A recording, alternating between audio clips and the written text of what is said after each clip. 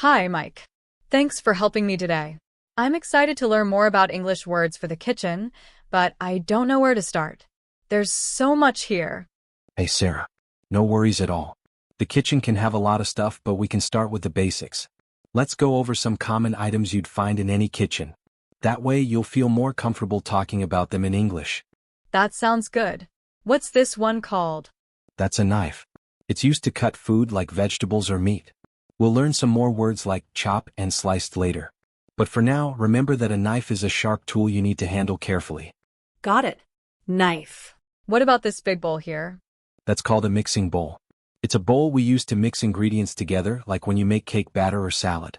Mixing bowls come in different sizes too. Some are small and others are large. Okay. Knife mixing bowl. What's next? Let's go over a few more essentials. For example, this is a spoon.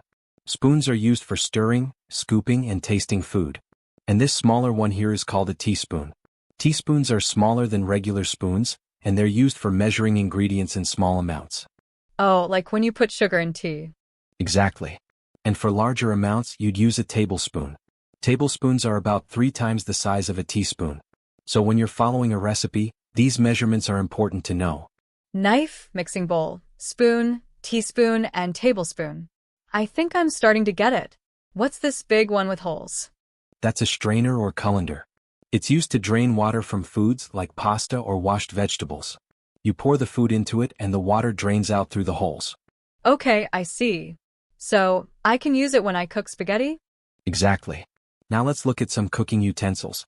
I see a lot of words in recipes that I don't understand. Like, what does it mean to chop something? Great question. Chop means to cut food into small pieces. You use a knife to chop vegetables like onions or carrots. If a recipe says to finely chop, it means to cut them into very small pieces. Got it. What about slice?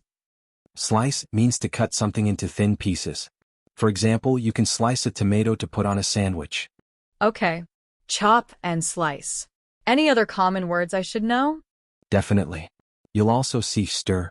Stir means to mix something with a spoon or spatula. You might stir soup so the ingredients mix together. Like when you stir coffee. Exactly. Then there's whisk. Whisking is a bit different from stirring.